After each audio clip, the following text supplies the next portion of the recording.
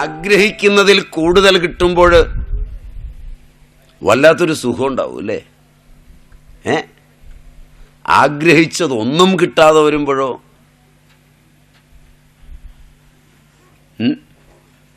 ഇതൊന്നും അനുഭവമില്ലെന്ന് തോന്നുന്നു.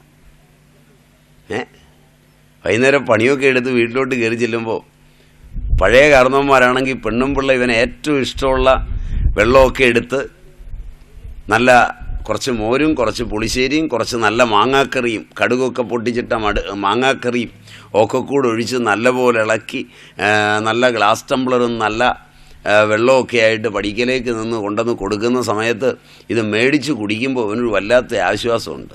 മനസ്സിലായില്ലേ? ഇവൻ ഇന്ന് അധ്വാനമൊക്കെ കഴിഞ്ഞ് കയറി വരുമ്പം വീട്ടിലുള്ള 2 പിള്ളേരെയും പുറത്തേക്ക് ഇറക്കി നിർത്തി അതിൻ്റെ മുതുകത്ത് 2 തല്ലും തല്ലിതേ അതുപോലുള്ള 2 എണ്ണത്തിനെ ഉണ്ടാക്കി വെച്ചേച്ച് പോയിരിക്കുന്നു. ഇതിനെയൊക്കെ ചുമന്നുകൊണ്ട് പൊക്കോണമെന്ന് പറഞ്ഞുകൊണ്ട് പെണ്ണും പിള്ള മുറ്റത്തേക്ക് ഇറങ്ങുന്ന വിദ്യാഭ്യാസമുള്ള ഈ കാലഘട്ടത്തിൽ അമ്മായി ഞാൻ കുറച്ചധികമാണ് പറഞ്ഞതല്ലേ?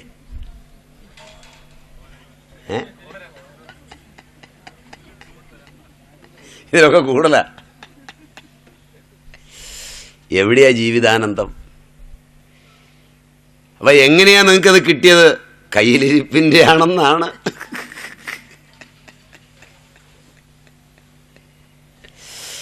മനസ്സ് നന്നായിരിക്കണം. മനസ്സെങ്ങനെയോ അങ്ങനെയാണ്. ആ മനസ്സ് ഉത്തമമായവരെയാണ് സുരന്മാർ എന്ന് വിളിക്കുന്നത്.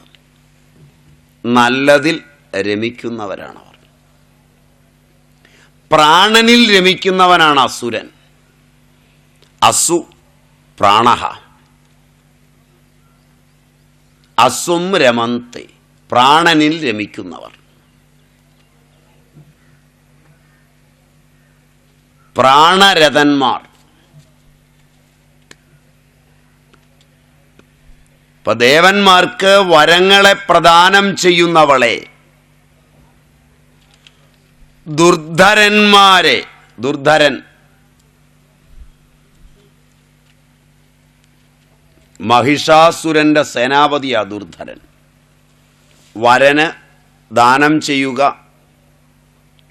ശ്രേഷ്ഠന് വരങ്ങളെ ദാനം ചെയ്യുക, അതേസമയം ദുർധരനെന്ന മഹിഷന്റെ സേനാപതിയെ കൊല്ലുക.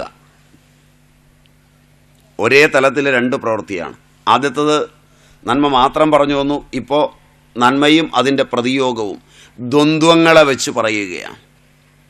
സുരവരവർഷിണിയും ദുർധരധർഷിണിയുമാണ് ദേവി. ദുർമുഖമർഷിണിയാണ്, ദുർമുഖനെയും കൊന്നവളാണ്. ദുർധരൻ, ദുർമുഖൻ ഒക്കെ അസുര സേനാപതികളാണ്. ഹർഷരഥേ, എല്ലാ ജീവികളുടെയും ഹർഷത്തിൽ, സുഖത്തിൽ താൽപ്പര്യമുള്ളവളുമാണ്. ത്രിഭുവനപോഷിണി, 3 ലോകങ്ങളെയും, ഭുർലോകം, ഭുവർലോകം, സ്വർലോകം, ഇത് 3 ലോകങ്ങൾ. 3നെയും സംരക്ഷിക്കുക. 3 ഉപരിലോകങ്ങളാണിവ. ഭുർലോകം, ഭുവർലോകം, സ്വർലോകം. വേറെയുണ്ട് തപലോകം, ജനലോകം, സത്യലോകം, മഹലോകം. വ്യാഹൃതികളിൽ ഈ ലോകങ്ങളെ ഓർക്കുന്നു. ഓം ഭുർ, ഓം ഭുവ, ഓം സ്വ, ഓം തപ, ഓം ജന എന്ന് തുടങ്ങുന്നത് വ്യാഹൃതികളിലൂടെ ഈ സപ്തലോകങ്ങളെയാണ് സ്മരിക്കുന്നത്. എന്നിട്ടാണ് ഗായത്രി. ഈ സപ്തലോകങ്ങളും കടന്നു പോകണം. താഴേക്ക് 7 ലോകങ്ങളുണ്ട്. അതലം, വിതലം, തലാതലം തുടങ്ങി 7 ലോകങ്ങളുണ്ട്. അതും സപ്തലോകങ്ങളാണ്. അങ്ങനെ 14 ലോകങ്ങളാണ്. അതിൽ പ്രധാനികളായ 3 ലോകങ്ങളിലെയും ജീവജാലങ്ങളെ സന്തോഷിപ്പിക്കുന്ന, അവരുടെ സുഖത്തിൽ താൽപ്പര്യമുള്ളവളെ ത്രിഭുവന പോഷിണി, 3 ലോകങ്ങളെയും പോഷിപ്പിക്കുന്നവളെ, വർദ്ധിപ്പിക്കുന്നവളെ. അവിടെ ജനിമൃതികൾക്ക് ഇടയിലുള്ളതെല്ലാമും ജനിമൃതികളും സംജാതമാക്കുന്നവളെ. ശങ്കരതോഷിണി, ശങ്കരനെ, സദാശിവനെ സന്തോഷിപ്പിക്കുന്നവളെ. ശിവനെ സന്തോഷിപ്പിക്കുന്നവൾ. ശിവനെ സന്തോഷിപ്പിക്കുന്നവൾ ശിവനേക്കാൾ മേലെയാകണം. കാരണം ശിവനെയും സന്തോഷിപ്പിക്കുന്നത് അവളാണ്. ഒരു താന്ത്രിക സങ്കല്പവും അതിലുണ്ട്. സൗന്ദര്യലഹരിയും ഒക്കെ നിങ്ങളെടുത്ത് പഠിച്ചാൽ കൂടുതൽ മനസ്സിലാവും. ശക്തി, ശിവൻ ശക്തിയോട് ചേരുമ്പോഴാണ് യുക്തനായിത്തീരുന്നത് എന്നുള്ള ആ സങ്കല്പം. അതൊരല്പം താന്ത്രിക സങ്കല്പങ്ങളും കൂടെ കലർന്നതാണെന്ന് കൂട്ടിക്കൊള്ളുക. കന്മഷമോഷിണി, കൽമഷങ്ങളെ, പാപങ്ങളെ നശിപ്പിക്കുന്നവളെ. അതുകൊണ്ടായിരിക്കാം ശിവള്ളിയും മറ്റും പാടിയിട്ടുമുണ്ട്. ദുഷ്കർമ്മം ചെയ്തിരിക്കാം അഹം, അത് മുഴുവൻ ചിത്രഗുപ്തൻ കണക്കിൻ ബുക്കിൽ കൊള്ളിച്ചിരിക്കാം. യമനും അതിന് കണ്ടോട്ടയെന്നായിരിക്കാം. മുക്കണ്ണപ്പാതിമയെ തവ തൃക്കാലെഴും കാലം ആരും മുഷ്കെന്നിൽ ചേർക്കുമെന്നുള്ളൊരു ഭയം അടിയനില്ല, പുല്ലാണതെല്ലാം. അതൊരു തൻ്റെ ഇടവാ. മനസ്സിലായില്ല? അത്ര എളുപ്പമൊന്നും കിട്ടുകയില്ല. ഞാൻ ദുഷ്കർമ്മവും ചെയ്തിട്ടുണ്ടാവും. ദുഷ്കർമ്മം ചെയ്തിരിക്കാമഹം, അത് മുഴുവൻ ചിത്രഗുപ്തൻ കണക്കിൻ ബുക്കിൽ കൊള്ളിച്ചിരിക്കാം. എണ്ണിപ്പെറുക്കി അവൻ എഴുതിയും വെച്ചിട്ടുണ്ടാകാം.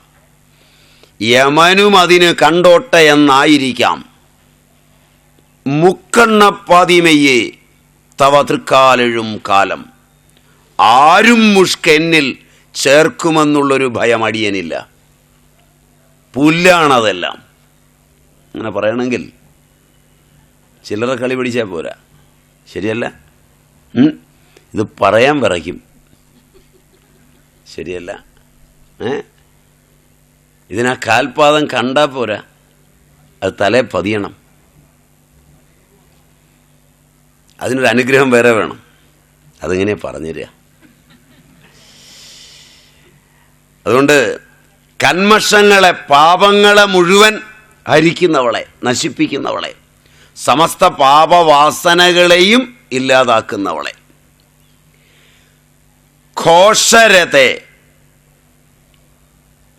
വേദമന്ത്രഘോഷത്തിൽ സന്തോഷിക്കുന്ന അമ്മ, വേദാഘോഷങ്ങളിൽ, ശ്രുതിയുടെ ശബ്ദങ്ങളിൽ സന്തോഷിക്കുന്നവളെ. ഹർഷരതെ, ഘോഷരതെ, ഹർഷരതത്വം, ജീവജാലങ്ങളുടെ എല്ലാം സുഖരതിയുള്ളവൾ എന്ന് പറഞ്ഞാൽ സമസ്ത ജീവികളുടെയും അന്തസ്ഥമായ സത്യം താനായിരിക്കുന്നവൾ, സദ്ഭാവം. ഘോഷം ശ്രുതി, ശ്രുതിയുടെ താൽപ്പര്യത്തെ, അറിവിനെ ഉൾക്കൊണ്ടവളെ. ചിത്ഭാവം. വീണ്ടും ഘോഷരതെ, ധനുജ നിരോഷിണി, ദാനവന്മാരെ, അസുരന്മാരെ നശിപ്പിക്കുന്നവളെ. ദിതിസുത രോഷിണി, ദൈത്യന്മാരെ നശിപ്പിക്കുന്നവളെ. ദാനവർ, ദൈത്യർ, അസുര വിഭാഗത്തിലെ 2 വിഭാഗങ്ങളാണ്. അവരെ നശിപ്പിക്കുന്നവളെ. ദുർമത ശോഷിണി, മതത്തെ ഇല്ലാതാക്കുന്നവളെ. അഹങ്കാരത്തെ നശിപ്പിക്കുന്നവളെ, ദുരഹങ്കാരത്തെ നശിപ്പിക്കുന്നവളെ. സിന്ധുസുതേ, സിന്ധു ക്ഷീരസാഗരം, പാൽക്കടൽ, പാൽക്കടലിൽ നിന്നുണ്ടായവളെ ലക്ഷ്മി, മഹാലക്ഷ്മിയായിട്ടുള്ളവളെ.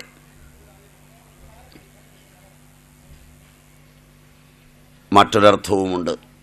ദേവി ഇരിക്കുന്നത് സുധാസിന്ധുവിലാണ്. മണിദ്വീപില്, ശിവാകാരമഞ്ചത്തില് ബ്രഹ്മാവിഷ്ണു രുദ്രന്മാര്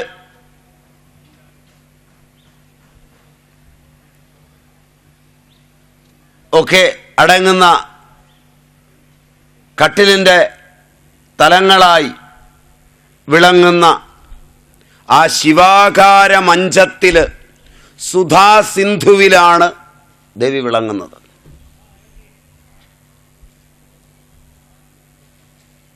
ദേവി പോയിട്ടുണ്ടോ? ഇല്ല. ഈ ദേവി പോയിട്ടുണ്ടോ? ഇല്ല. ശങ്കരഭാവനയിലൂടെ ഈ ദ്വീപിലൂടെ പോണം. സൗന്ദര്യലഹരി. ശങ്കരൻ്റെ കൈപിടിച്ച്, സാക്ഷാൽ ആദിശങ്കരൻ്റെ കൈകൾ പിടിച്ച് പാരമ്പര്യ സത്തയുൾക്കൊണ്ട് ആ സുധാസിന്ധുവിലൂടെ ഒന്ന് യാത്ര ചെയ്യണം. അപ്പോഴാണ് ഭാരതീയ ഭക്തിചിന്തയുടെയും ലാസ്യതാണ്ഡവങ്ങളുടെയും ആനന്ദതുന്തിലങ്ങളായ ലോകങ്ങൾ മനസ്സിലാവുക. അതിനിടയാവട്ടെ എന്ന് പ്രാർത്ഥിക്കാം. കാരണം ശാങ്കരപ്രണീതമായ സൗന്ദര്യലഹരിയിലൂടെ അദ്ദേഹത്തിൻ്റെ പരമഗുരുവായ ഗൗഡപാദനും ഈ വഴിയിൽ ഒരുപാട് സഞ്ചരിച്ചയാളാണ്. സുഭഗോദയം അദ്ദേഹത്തിൻ്റെ കൃതിയാണ്. 2 താന്ത്രിക കൃതികളാണ് അവ രണ്ടും. സുഭഗോദയവും സൗന്ദര്യലഹരിയും. സുഭഗോദയം ഗൗഡപാദ മഹാശയൻ്റെയാണ്. അതിൽ സഞ്ചരിക്കണം. അതിന് ഭാവന ഒട്ടേറെ വേണം. ഇപ്പോൾ ഉള്ള ബുദ്ധി പോരാ. ഇത് തന്നെ പഠിക്കാൻ ബുദ്ധി പോരാ തോന്നില്ലേ? ബുദ്ധിയുടെ ലോകങ്ങൾ കൊണ്ടൊന്നും പഠിക്കാൻ പറ്റില്ല എന്ന്. ഇതിനൊരു ഭാവനാലോകം വേണം. ഇതിൻ്റെ ഭാവനയിലിരിക്കുമ്പോഴാണ് ആനന്ദം എന്താണെന്ന് അറിയുക. ഇപ്പം അതുകൊണ്ട് അതിന് കുട്ടിക്കാലത്ത് സ്തോത്രമൊക്കെ ചൊല്ലി പഠിക്കണം. അല്ല വയസ്സായി കഴിഞ്ഞിട്ട് മറ്റുള്ള പണിയെല്ലാം കഴിഞ്ഞ് ഉള്ള വിഗ്രഹങ്ങളൊക്കെ തച്ചുടച്ച് കളഞ്ഞ് അവസാനം വയസ്സുകാലത്ത് സ്വന്തം മതത്തിലേക്ക്, വിശ്വാസത്തിലേക്ക് വീണ്ടുവെന്ന് പറഞ്ഞ് രാധാകൃഷ്ണൻ്റെ മാതിരി അവസാന കാലത്ത് വിശ്വാസത്തിലേക്ക് തിരിച്ചു വന്ന് കഴിയുമ്പോൾ എല്ലും മുട്ടുമൊക്കെ ആകെ ഇതിന് മര്യാദയ്ക്കിരിക്കാൻ സമ്മതിക്കാത്ത കാലങ്ങളിൽ ഇതിനെ അടക്കി പിടിച്ച് ഒതുക്കിയൊക്കെ ഇരുത്തി ഇനിയും പഠിച്ചു കളയാമെന്ന് വിചാരിച്ചാൽ പണിയാണ്. ഇതൊക്കെ നല്ല ചെറുപ്പത്തിൽ, നല്ല തിളയ്ക്കുന്ന പ്രായത്തിൽ പഠിക്കണം. മനസ്സിലായില്ല? എന്നിട്ട് കോശങ്ങളെയൊക്കെ അതിനകത്ത് നിമഞ്ജനം എടുക്കണം. ഭട്ടതിരി പറഞ്ഞ പോലെ പീയൂഷാപ്ലാവിതോയം തദനു തനുതരേ ദിവ്യകൈശോരവേഷം. അപ്പോൾ കവിതാംഗനയൊക്കെ വീണ് കിടക്കും. എങ്ങനെ? തപ്തോജ്വല കനകനിഭം പീതജേലം ദതാനം എന്നൊക്കെ എഴുതാൻ പറ്റുമോ? നേരം ഭാവന അതുപോലെ വേണം. അതല്ലാതെ ഈ കൃതിയൊക്കെ നമ്മൾ ഈ ബുദ്ധി കൊണ്ട് പഠിച്ചാലൊന്നും പഠിക്കാനാവില്ല. ഇപ്പം ഇവിടെ സിന്ധുസുതേ, പാലാഴിയിലെ കന്യക എന്ന നിലയിൽ മഹാലക്ഷ്മി എന്ന് വിളിക്കാം. അതും ഭാവനാസാന്ദ്രമാണ്. അതീവ ഭാവനാസാന്ദ്രമാണ്. രമ്യ കബർദിനി, രമ്യങ്ങളായ ജടാജൂഢത്താൽ ശോഭിക്കുന്നവളെ. ശൈലസുതേ, ഹേ പാർവതി, മഹിഷാസുരമർദിനി, മഹിഷാസുരനാശിനി, അവിടുന്ന് ജയിച്ചാലും ജയിച്ചരുളിയാലും. ഇവിടെ 2 തലവും പറഞ്ഞിട്ടുണ്ട്. അതിൽ സദ്ഭാവം, ചിദ്ഭാവം, ആനന്ദഭാവവും 3 പദങ്ങളിൽ കൊണ്ടുവന്ന് യോജിപ്പിക്കുന്നുണ്ട്. ആ പദങ്ങൾ പ്രത്യേകം ശ്രദ്ധിക്കണം. ഏതൊക്കെയാ? ഹർഷരതേ 2, ഘോഷരതേ 3, സിന്ധുസുതേ.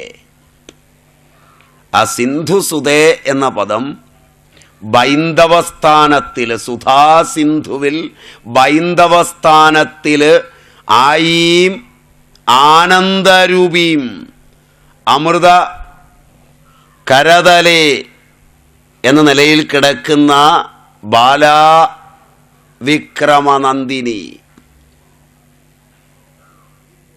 ബാലയെ മന്ത്രസ്വരൂപത്തിൽ കാണണം.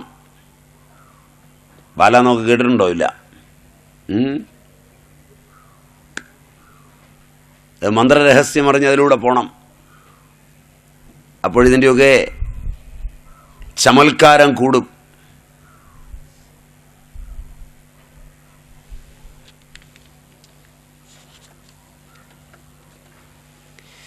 ആ ആയിയായിട്ടുള്ള അമ്മയായിട്ടുള്ള ആനന്ദരൂപിണി ഇരിക്കുന്നത്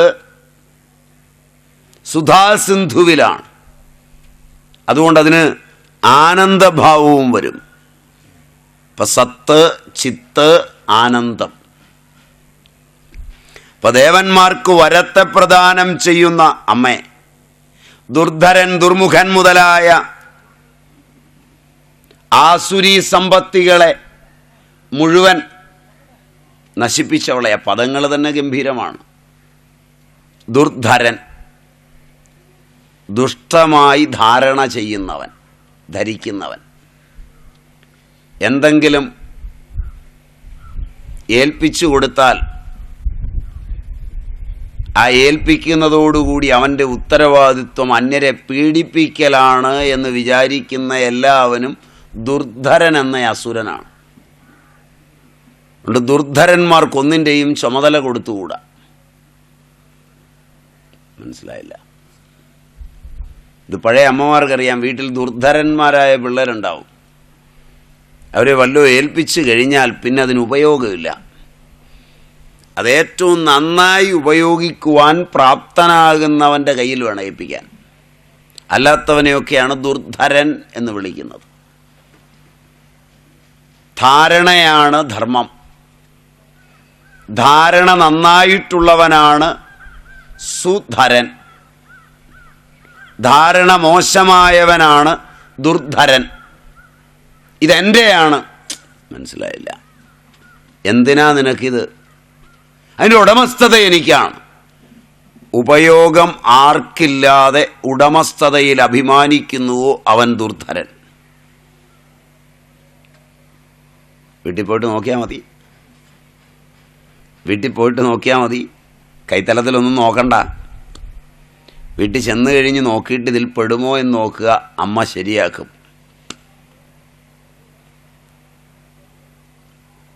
ഒരു വസ്തു അതിൻ്റെ ഉപഭോഗത്തിനുള്ളതാണ്. അതിലെ ദേവത ചാരുവായിരിക്കുന്നത് ഉപഭോഗം കൊണ്ടാണ്. അതാണ് അമ്മയ്ക്കിഷ്ടം. അതുകൊണ്ട് സുധരനായിരിക്കണം, ദുർധരനാകരുത്. അതാണ് ഒന്നാമത്തത്. ദുർമുഖൻ. മുഖം എന്നതിന് വായ എന്നൊരർത്ഥമുണ്ട്. മനസ്സിലായില്ല? മുഖമെന്ന് മാത്രമല്ല, ജിഹ്വ. മുഖം എന്ന് പറഞ്ഞാൽ, മുഖരോഗങ്ങൾ എന്ന് പറഞ്ഞാൽ ജിഹ്വാരോഗങ്ങളാണ്. ആ മുഖം എന്ന് പറഞ്ഞാൽ വാക്ക്,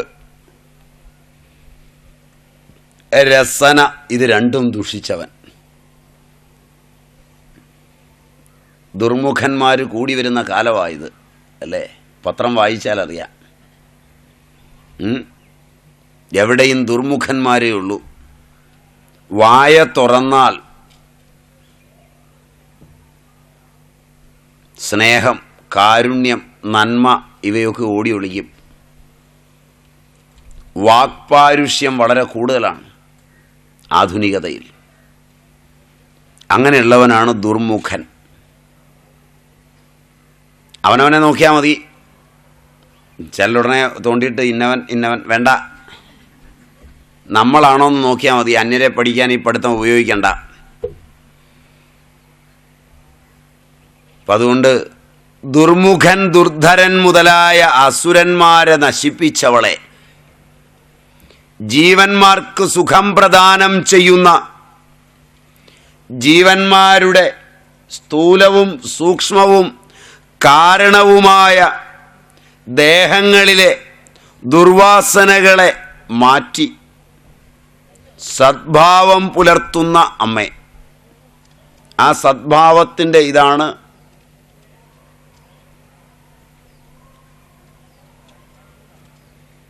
ഏത് പദം? ഹർഷ രതേ, സദ്ഭാവജന്യമായ ഭക്തകോടികൾക്ക് മംഗളദായിനിയായിട്ടുള്ളവളെ, അവരുടെ പാപങ്ങളെയെല്ലാം നശിപ്പിക്കുന്നവളെ, ശ്രുതിഘോഷം കൊണ്ട് പ്രസാദിക്കുന്ന അല്ലയോ അമ്മേ, ചിദ്ഘനാനന്ദയായിട്ടുള്ളവളെ, ദാനവരെയും ദൈത്യരെയും നശിപ്പിക്കുന്നവളെ, സുധാസിന്ധുവിൽ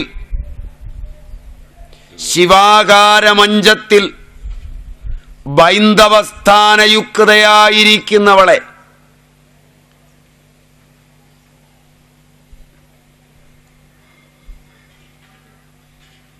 ഹേ ഗിരിരാജകുമാരി, മനോഹരമായ ജടാഭാരം കൊണ്ട് ശോഭിക്കുന്ന മഹിഷാസുരനാശിനിയായ ഹേ ജഗദംബികെ, അവിടുന്ന് ജയിച്ചാലും വിജയിച്ചരുളിയാലും. 3-ാം ശ്ലോകം.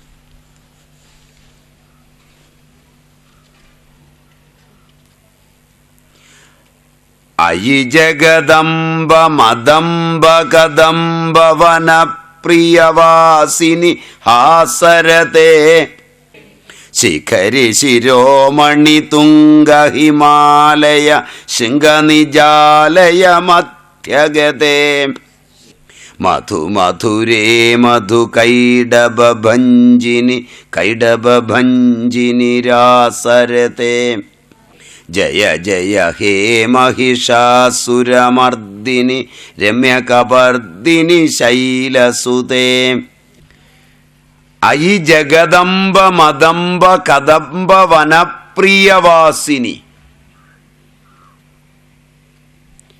ജഗദംബയായിട്ടുള്ളവളെ, ജഗജ്ജനനിയായിട്ടുള്ളവളെ,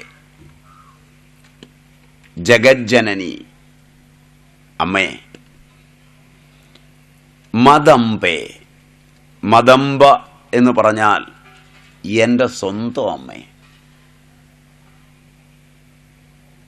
നമ്മൾ മലയാളത്തിൽ അമ്മച്ചി എന്നൊക്കെ വിളിക്കുകയല്ലേ, അതുപോലെ സ്വന്തം അമ്മ, അത്രയും പ്രിയമുള്ള വിളിയാണ്. അതുകൊണ്ട് ആ അമ്മയങ്ങ് ചേർന്ന് വിളിക്കുന്ന വിളിയാണ്. പിന്നെ അതിനപ്പുറത്ത് വേറൊന്നുമില്ല. എല്ലാ കളിപ്പാട്ടവും വിടുമ്പോൾ വിളിക്കുന്ന വിളി. ഏതെങ്കിലുമൊക്കെ കളിപ്പാട്ടം കിട്ടിയാൽ പിന്നെ അമ്മയെ മറന്നു പോകും അല്ലേ? ഈ കളിപ്പാട്ടമൊക്കെ വിട്ട് കഴിഞ്ഞാൽ ചോട്ടിലെത്തും.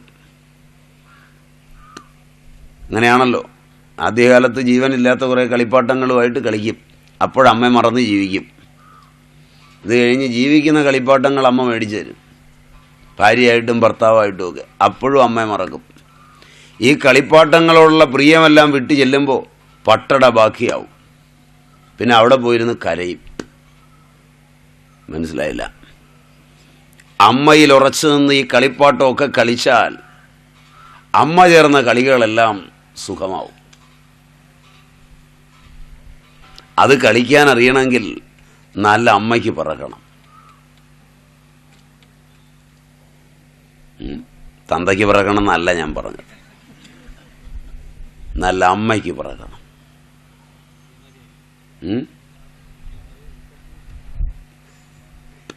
അങ്ങനെയാണ് അതിൻ്റെ ലോകം. നല്ല അമ്മയ്ക്ക് പിറന്നാൽ ഈ കളിയൊക്കെ കളിക്കുമ്പോഴും അമ്മ കൂടെ ഉണ്ടാവും. എല്ലാ കളിയിലും അമ്മ കൂടെ ഉണ്ടാവുമ്പോഴാണ് ഈ വിളി വരുന്നത്. എൻ്റെ സ്വന്തം അമ്മയെന്നാണ് വിളിക്കുന്നത്. ഒരു വേർപാടുമില്ല. അത്ര അക്കമഴിഞ്ഞ വിളിയാണ്. ഐ ജഗദംബ മദംബ മദംബ കദംബവനപ്രിയവാസിനി. ഈ സുധാസിന്ധുവിൽ കദംബവനത്തിലാണ് ദേവി ഇരിക്കുന്നത്. കദംബവന പ്രിയവാസിനി. കദംബവൃക്ഷങ്ങൾ കൊണ്ട്, കടമ്പ് മരങ്ങൾ കൊണ്ട് ശോഭിച്ചിരിക്കുന്ന രമ്യമായ വനത്തിൽ താമസിക്കുന്നവളെ, വനപ്രിയവാസിനി, അതിഷ്ടവിഹാരമായിട്ടുള്ളവളെ, ഹാസരതെ, ഹാസ്യവിലാസത്തിൽ പ്രീതിയുള്ളവളെ, ഹാസോ ഉന്മാദകരീചമായ, ഏതാളിനെയും മയക്കുന്നത് ഹാസ്യമാണ്. അതുകൊണ്ട് ഹാസ്യം രസത്തിൽ ഔന്നത്യത്തിലുള്ളതാണ്, ശൃംഗാരമാണ്. രസോ വൈ സഹായ എന്നതിൽ രസത്തിൻ്റെ ശൃംഗമായി പറയുന്നതെങ്കിലും രസത്തിൽ മായാമയമായിരിക്കുന്നത് ഹാസ്യമാണ്. ഹാസോ ഉന്മാദകരീചമായ, അറിവ് ഏറ്റവും ഔന്നത്യത്തിൽ